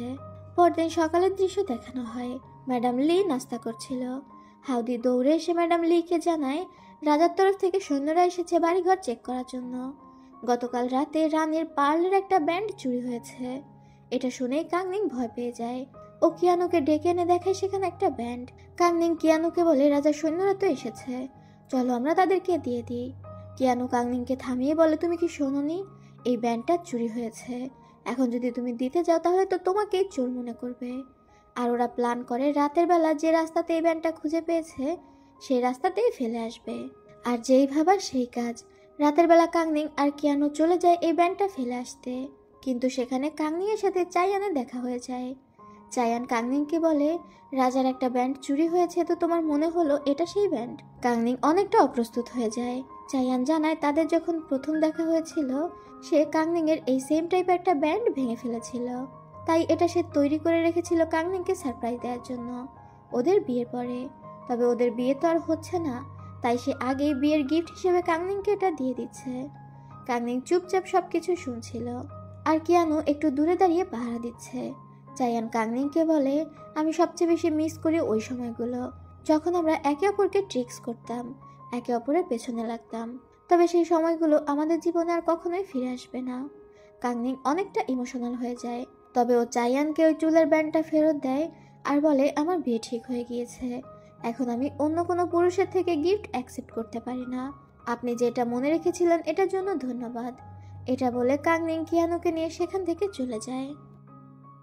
পরদিন সকালে ইম্পেরিয়াল এক্সামের রেজাল্ট দিয়ে দেয় এবং দেখা যায় ইয়াংশি ফার্স্ট হয়েছে এবং ওর যে ভাই আন্দাও সে 6তম হয়েছিল। সবাই তো ইয়াংশিকে নিয়ে টানাটানি শুরু করে দেয়। মহিলারা ইয়াংশিকে বলছিল তাদের ঘরে যাওয়ার জন্য। ইয়াংশি কোনোভাবে সেখান থেকে পালিয়ে বাঁচে। এদিকে বাড়িতে বসে ম্যাডাম লি সহ সবাই টেনশন করছিল ইয়াংশির রেজাল্টের কি হলো। তখনই আন্দাও এসে খবর দেয় যে ইয়াংশি ফার্স্ট হয়েছে। ম্যাডাম লি এত বেশি খুশি হয় যে সে বাচ্চাদের মতো উল্লাস করছিল, চিৎকার করে করে বলছিল আমার জামাই ফার্স্ট হয়েছে। তখন শাওহুয়া ইশারা করে ম্যাডাম লিকে শান্ত হতে বলে, কারণ সেখানে ইয়াংশির মা উপস্থিত ছিল। ম্যাডাম লি লজ্জা পেয়ে ইয়াংশির মাকে বলে দুঃখিত, আমি একটু বেশি এক্সাইটেড হয়ে গিয়েছিলাম। ইয়াংশির মা তখন বলে কোনো বিষয় না, ইয়াংশি আপনারই জামাই হবে, আর এটা শুধুমাত্র সময়ের অপেক্ষা। এদিকে চাইয়ানের মা আবারও 2টা মেয়ের বায়োডাটা হাজির করেছে এবং লিয়াংয়ের মাকে দেখাচ্ছিল যে কোন মেয়েটা ভালো হবে। মানে এই মহিলার মাথায় আসলেও সমস্যা আছে। লিয়াং দৌড়ে এসে চাইয়ানের মাকে জানায় যে চাইয়ান সমুদ্রে যাওয়ার জন্য রেডি হচ্ছে, মানে ও ব্যবসার কাজে জাহাজ নিয়ে সমুদ্রে যাবে। এটা শুনেই চাইয়ানের মা দ্রুত চাইয়ানের কাছে আসে। ওর রেস্টুরেন্টে বসে বসে ড্রিঙ্ক করছিল, আর স্বাভাবিকভাবেই চাইয়ানের তো প্রচণ্ড মন খারাপ। চাইয়ানের মা চাইয়ানের কাছে এসে বলছিল তুমি কোথায় যাওয়ার সিদ্ধান্ত নিয়েছ? আমি কোনোভাবেই তোমাকে সমুদ্রে যেতে দিব না, ওই পথ তো অনেক বেশি দুর্গম, ঢেউ হতে পারে, ঝড় উঠতে পারে, তাহলে তো তোমার জীবন সংশয় হবে। লিয়াং পাশ থেকে বলছিল আন্টি তুমি এসব কি বলো, ও যেখানে যেতে চাচ্ছে সেখানে গেলে ব্যবসায় অনেক উন্নতি হবে, সেখান থেকে সুন্দর সুন্দর আর ইউনিক জিনিসপত্র নিয়ে আসতে পারবে যেগুলো দিয়ে পরবর্তীতে ভালো ব্যবসা করা যাবে। তবে চায়ানের মা জানায় যা কিছুই হয়ে যাক সে চায়ানকে যেতে দিবে না। চায়ান এতক্ষণ চুপচাপ করে কথা শুনছিল আর নিজের মতো করে ড্রিঙ্ক করে যাচ্ছিল। এরপরও চেয়ার থেকে উঠে ওর মাকে চেয়ারে বসিয়ে দেয় আর তারপর বলে যে মা আমি ঠিক করে ফেলেছি, আমি ব্যবসার জন্য সমুদ্রে জাহাজ ভাসাবো। এখন যা কিছুই হয়ে যাক না কেন আমি আমার সিদ্ধান্ত চেঞ্জ করব না। আরও তারিখ জানিয়ে দেয় যে ওই তারিখে ও জাহাজ নিয়ে বেরিয়ে পড়বে, এখন ওর গোছগাছ করা দরকার তাই যাচ্ছে। এটা বলে চায়ান সেখান থেকে বের হয়ে যায়। আর চায়ানের মা তো বুঝতেই পারে চায়ানের যাওয়ার কারণ, তাই সে জিনিসপত্র নিয়ে সোজা চলে যায় ম্যাডাম লিয়ের কাছে কাংনিংয়ের জন্য বিয়ের প্রস্তাব দিতে এবং ম্যাডাম লিয়ের কাছে অনেক রিকোয়েস্ট করে। সে বারবার ম্যাডাম লিয়ের কাছে মাফ চাচ্ছিল তার ভুলের জন্য। সে ম্যাডাম লিকে এটা বলে ইমোশনাল করে যে আপনিও অনেক কম বয়সে বিধবা হয়েছেন, আপনার সম্বল আপনার 5 মেয়ে, কিন্তু আমার একটাই ছেলে, সে যদি এখন সমুদ্রে চলে যায় তাহলে আমি পুরোপুরি শেষ হয়ে যাব, আপনি দয়া করে আমার ছেলেকে বাঁচান। এবার এসব কথা শুনলে ম্যাডাম লি তো ইমোশনাল হয়ে যাবে উনি যতই চিল্লাপাল্লা করুক, ম্যাডাম লি কিন্তু নরম হৃদয়ের মানুষ ছিল। সে শান্তভাবে চায়ানের মায়ের হাত ধরে বলে, আমি যদি পারতাম আমি অবশ্যই এই বিয়েতে হ্যাঁ করে দিতাম, কিন্তু আমি অলরেডি ইয়াংশির মাকে কথা দিয়ে ফেলেছি, আর এখন আমি আমার কথা থেকে সরতে পারবো না। শাওহুয়া দরজার বাইরে থেকে সব কথাই শুনছিল। ম্যাডাম লি খুব ভদ্রভাবে চায়ানের মাকে না করে দেয়। ম্যাডাম লি এর কথার পরে চায়ানের মায়ের তো আর কিছু বলার থাকে না, তবে সে এত সহজেও হাল ছেড়ে দিতে চাচ্ছিল না। তার একমাত্র ছেলে বলে কথা। সে লিয়াং আর লিয়াং এর মাকে ডেকে জানায় এখন ওদেরকেই তাকে সাহায্য করতে হবে। লিয়াং তো চায়ানের মায়ের কথা শুনে খুশি হয়ে যায়। চায়ানের মা লিয়াংকে বলে, এখন তোমাকেই সাহায্য করতে হবে, তোমার বউকে রাজি করিয়ে। এটা শুনেই তো বেচারা লিয়াং এর মুখ কালো হয়ে যায়। পরবর্তী সিনে দেখা যায় লিয়াং অনেক ঢং করে ফুহুইকে মানানোর চেষ্টা করছিল। ফুহুই যদিও প্রথমে না না করছিল, তবে লিয়াং এর জোরাজোরিতে মেনে নেয়। আর তারপরে ও চলে যায় নিজের মায়ের কাছে। ম্যাডাম লিকে বোঝাতে থাকে কাংনিং আর চায়ানের জুটি সবচেয়ে ভালো হবে। ইয়াংশি উপকারের প্রতিদান দেওয়ার জন্য কাংনিংকে বিয়ে করছে। হয়তো ভবিষ্যতে স্কলার হয়ে গেলে সে কাংনিংকে ভালোভাবে ট্রিট করবে না, কিন্তু চায়ান কাংনিংকে ভালোবাসে আর তার পরিবার এখন কাংনিংকে রিকোয়েস্ট করে নিতে চাচ্ছে। ম্যাডাম লিয়ের উচিত কাংনিং এর ভবিষ্যতের কথা চিন্তা করে কাংনিং এর বিয়ে চায়ানের সাথে দেয়া, কিন্তু তখনই সেখানে শাওহুয়া চলে আসে এবং ফুহুই শাওহুয়াকে দেখে কথা বলা অফ করে দেয়। মানে শাওহুয়াকে ও এই বিষয়টা জানাতে চাচ্ছিল না। শাওহুয়ার একটু সন্দেহ হয়। এদিকে কাংনিং এর কাছে ওর বিয়ের ড্রেস নিয়ে আসা হলে ও খুব মন খারাপ করেছিল। ওর বিয়ের ড্রেসটা ও ট্রায়াল দিয়ে দেখতে চাচ্ছিল না। তখন সেখানে ফুহুই আসে আর ফুহুই কাংনিংকে সেম ভাবে ব্রেন ওয়াশ করতে চেষ্টা করে। বলে যে যদি পরিবার না মেনে নেয় তাহলে কাংনিং যেন চায়ানের কাছে চলে যায়। ফুহুই তাকে পুরো দমে সাহায্য করবে। ফুহুই কাংনিংকে নিয়ে ঘর থেকে বের হয়ে আসছিল, কিন্তু শাওহুয়া বাইরে থেকে পুরো বিষয়টা শুনে ফেলেছিল আর ও কাংনিংকে যেতে দিবে না। শাওহুয়া ফুহুইকে ঝাড়ি মেরে বলে, তুমি তো দেখছি ঘরের শত্রু বিভীষণ। সারা শহরের মানুষ জানে ইয়াংশি আর কাংনিং এর বিয়ের ডেটও ঠিক হয়ে গিয়েছে। এখন কিভাবে কাংনিং অন্য কারোর কথা চিন্তা করতে পারে? মানুষের বিবেকবোধ বলেও তো একটা বিষয় আছে। আমি কোনোভাবেই এই বিয়ে ভাঙতে দিব না।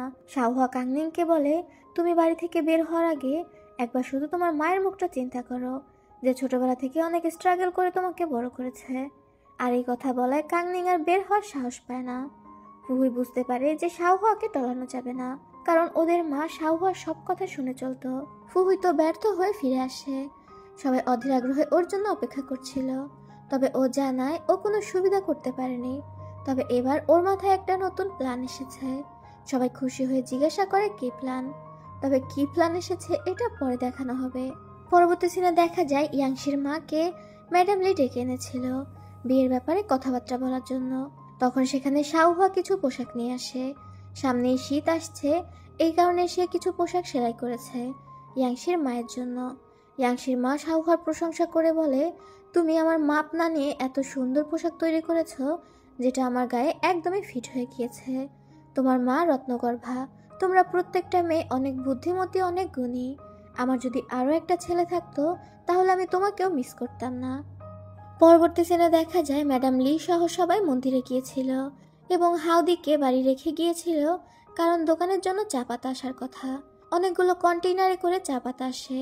শাওহুয়া ওকে বারবার বলে গিয়েছিল যেন চা পাতা অবশ্যই গুনে নেয়, লোকেরা চা পাতা কম দিয়ে দিতে পারে। তবে যারা গাড়ি ভর্তি চা পাতা এনেছিল তারা বলছিল সবকিছু ঠিকঠাক আছে, হাউদি এটা না গুনে নিলেও পারে। কিন্তু হাউদি নাছোড়বান্দা, সে গুনে নিবে। তখনই সেখানে কিয়ানো চলে আসে আর ও হাউদিকে বলে, তুমি যাও লিশানের সাথে খেলো, এসব কাজ আমি দেখে নিচ্ছি। এবং কিয়ানো বক্স চেক না করেই বাড়ির মধ্যে ঢুকিয়ে নেয়। একটু পরে দেখা যায় চায়ানের মা কিছু গার্ড এবং প্রতিবেশী মহিলাদের নিয়ে ম্যাডাম লিয়ের বাড়িতে হাজির হয়। সে সমস্ত প্রতিবেশীদের কাছে বলছিল সে তার ছেলে বউকে নিতে এসেছে। কাংনিংয়ের সাথে তার ছেলের অনেক আগেই বিয়ে ঠিক হয়েছে, কিন্তু ম্যাডাম লি এখন টপ স্কলার পেয়ে কাংনিংকে জোর করে অন্য কোথাও বিয়ে দিয়ে দিচ্ছে। ম্যাডাম লি তখন বলে, দেখুন আপনাদের সাথে বিয়ের কথা হয়েছিল, কিন্তু বিয়েটা আপনি ভেঙে দিয়েছিলেন, আর এখন কাংনিংয়ের অন্য কোথাও বিয়ে ঠিক হয়েছে। কেন শুধু শুধু আপনি ঝামেলা করছেন? চায়ানের মা সমস্ত প্রতিবেশীদের বলতে থাকে, এটা একদমই মিথ্যা কথা, আপনি সত্যি করে বলুন আমাদের বিয়ের গিফট দেওয়া নেওয়া হয়েছে না? ম্যাডাম লি তখন বলে, হ্যাঁ হয়েছে, যেহেতু সে গিফট পাঠিয়েছিল। চায়ানের মা কথাটা খপ করে ধরে বলে, তাহলে আবার কেন অস্বীকার করছেন? আর তাছাড়া আমি যে আপনাকে বিয়ের গিফট পাঠিয়েছি, এখনো হয়তো আপনার ঘর খুঁজলে সেগুলো পাওয়া যাবে। ম্যাডাম লি তো হতভম্ব হয়ে দাঁড়িয়েছিল, যেহেতু সব প্রতিবেশীরা চায়ানের মায়ের পক্ষে কথা বলছে। চায়ানের মায়ের সাথে আনা গার্ডগুলো দ্রুত ঘরে ঢুকে যায় এবং স্টোর রুম খুঁজে কিছু বক্স বের করে আনে, যে বক্সগুলো কিছুক্ষণ আগে চা পাতা বলে আনা হয়েছিল। ওই বক্সগুলো খুলে দেখা যায় তার মধ্যে গয়না এবং বিয়ের গিফট রয়েছে। চায়ানের মা সবাইকে বলতে থাকে, দেখুন, বিয়ের গিফট ঘরে রেখে ম্যাডাম লি তার মেয়েকে অন্য কোথাও বিয়ে দিয়ে দিচ্ছে। এত বড় অন্যায় আমি কোনোভাবেই সহ্য করব না। আমার ছেলের বউকে আমি এখনই নিয়ে যাব। দেয়ালের ওপার থেকে ইয়াংশির মা সবকিছু শুনছিল, আর এগুলো শুনে তার বেশ মন খারাপ হয় এবং চিন্তা করে ম্যাডাম লি কি সত্যি ইয়াংশির জন্য কাংনিংয়ের আগের বিয়ে ভেঙে দিয়েছে। আর এমনটা যদি হয়ে থাকে তাহলে তো সেটা একদমই খারাপ হয়েছে। তবে শাওহুয়া বুঝতে পেরে যায় এর পিছনে অবশ্যই ফুহুয়ের হাত আছে।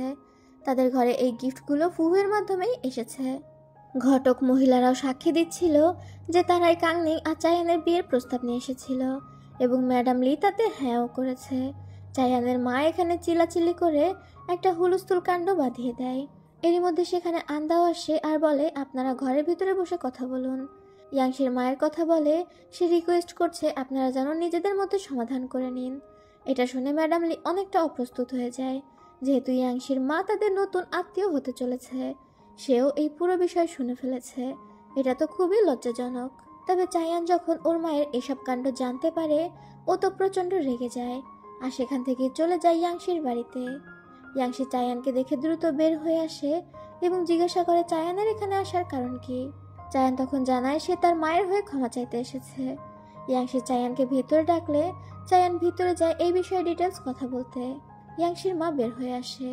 আন্দাও জানায় মাস্টার চাই এখানে এসেছে ইয়াংশির সাথে দেখা করতে। এটা শুনে আবারও ইয়াংশির মায়ের মনটা খারাপ হয়ে যায়। উনি এই বিয়েতে বাধার উপর বাধা দেখছে শুধু। ইয়াংশির বাড়ি থেকে ফিরে এসে চায়ান তার মাকে বলে, মা এসব বন্ধ করো, যা হওয়ার হয়ে গিয়েছে। এখন কাংনিংয়ের অন্য কোথাও বিয়ে হচ্ছে, আর মাস্টার ইয়াংশি খুবই ভালো মানুষ, সে কাংনিংকে ভালো রাখবে। আর আমি সিদ্ধান্ত নিয়ে নিয়েছি, তো আমি চলে যাব।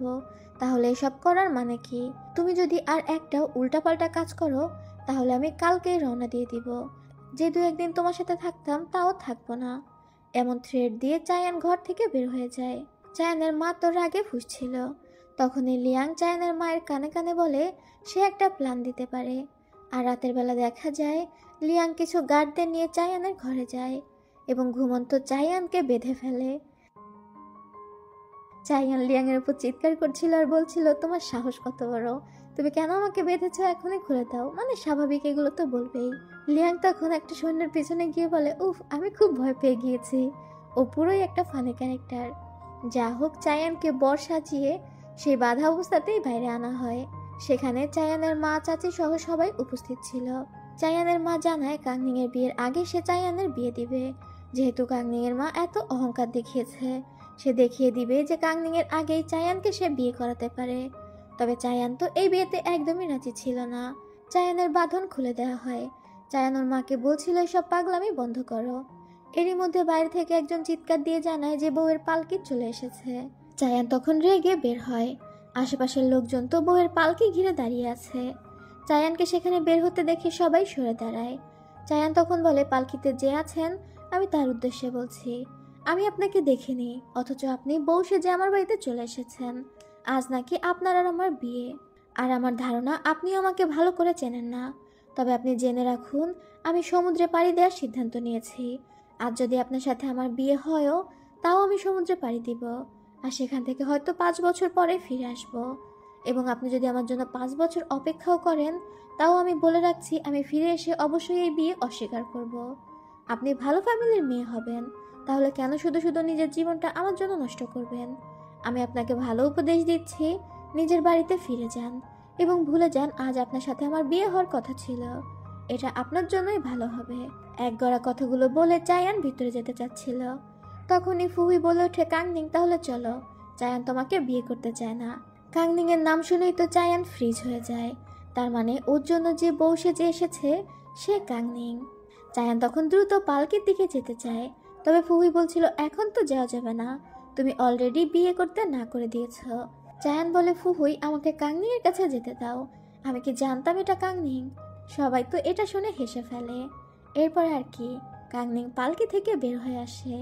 কাংনিংকে দেখে চায়ান মুগ্ধ হয়ে তাকিয়েছিল। অনেক সাধনার ফল যে। এরপর চায়ান আর কাংনিং এর সব নিয়ম নীতি পালন করে বিয়ে হয়ে যায়।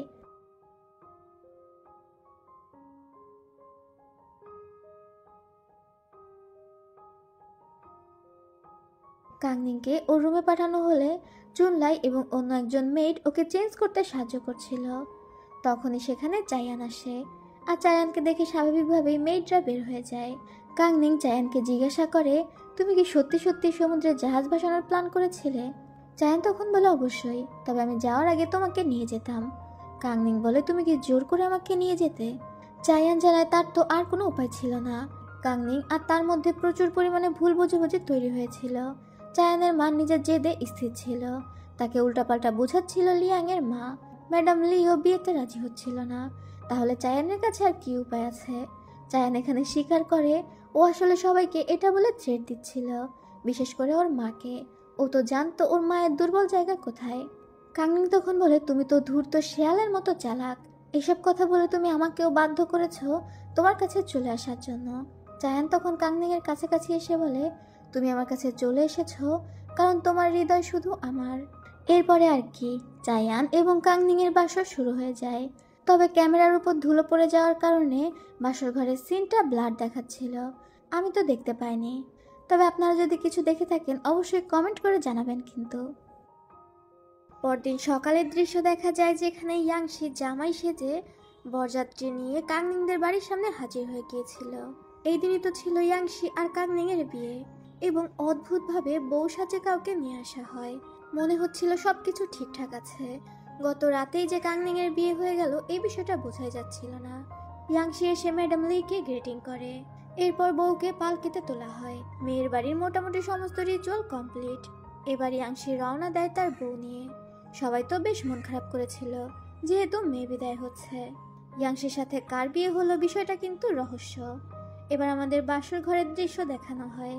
ইয়াংশির সাথে বিয়ে হয়েছিল শাওহুয়ার। ইয়াংশি ঘরের মধ্যে ঢোকে আর ডিরেক্ট তোষক বালিশ নিয়ে আলাদা বিছানায় শুয়ে পড়ে। শাওহুয়ার মুখটা পর্যন্ত দেখে না। বেচারি শাওহুয়া বিছানার উপরে বসে থাকে। সকালবেলা ইয়াংশি শাওহুয়ার আগে ঘুম থেকে ওঠে আর কোনো কথা না বলে তৈরি হয়ে বের হয়ে যায়। প্রথমে তো মনে হচ্ছিল যে শাওহুয়া ঘুমিয়ে আছে, তবে একটু পরে দেখা যায় শাওহুয়া জেগেই ছিল। আর ওর তো বেশ খারাপও লাগে। নতুন বিয়ে হলো আর জামাই এখনো ওর মুখটা পর্যন্ত দেখলো না। আসলে বিষয়টা হয়েছিল, যখন চায়ানের মা ঝামেলা করতে এসেছিল তখন তো ইয়াংশির মা তাদেরকে বসে কথা বলতে বলেছে। আর সেই কথার পরেই ম্যাডাম লি কাংনিংকে জিজ্ঞাসা করে কাংনিং কি চায়, সে কি চায়ানকে ভালোবাসে কিনা। যদি কাংনিং চায়ানকে ভালোবেসে থাকে তাহলে সে কাংনিং আর চায়ানের বিয়েই দিয়ে দিবে। কাংনিং কোনো কথাই বলতে পারছিল না, কারণ এতদিন তো ও কিচ্ছু বলেনি। ইয়াংশির সাথে বিয়েতে রাজি ছিল। কিয়ানু তখন কাংনিং এর বিছানার পাশে থেকে চায়ানের আনা সে পিস ব্লসম ডালটা নিয়ে আসে আর বলে, এই ডালটা দেখি তো বুঝতে পারছেন কাংনিং এর উত্তর কি। এবার শাওহুয়া কাংনিং এর কাছে আসে আর বলে, জোর করে তোমাকে কাউকে বিয়ে করতে হবে না, তুমি যাকে ভালোবাসো তাকেই বিয়ে করবে, বাকিটা আমরা দেখে নিচ্ছি। আর এরপরে ম্যাডাম লি ইয়াংশির মায়ের সাথে এই বিষয়ে কথা বলে এবং ইয়াংশির মা খুশি মনে শাওহুয়া আর ইয়াংশির বিয়ে দিতে রাজি হয়ে যায়। আর বরাবরই তো দেখেছেন ইয়াংশি ওর মায়ের সব কথা শুনে চলে, তাই ওর মায়ের সিদ্ধান্ত অনুযায়ী ও শাওহুয়াকে বিয়ে করেছিল। তবে মনে মনে খুশি ছিল না, কারণ ও তো কাংনিংকে একটু হলেও পছন্দ করছিল। যা হোক, আজকের এই পর্বটা এখানেই শেষ করছি। পরবর্তী পর্বের জন্য অবশ্যই আমার চ্যানেলের সাথে থাকবেন। আজ তবে যাচ্ছি, আল্লাহ হাফেজ।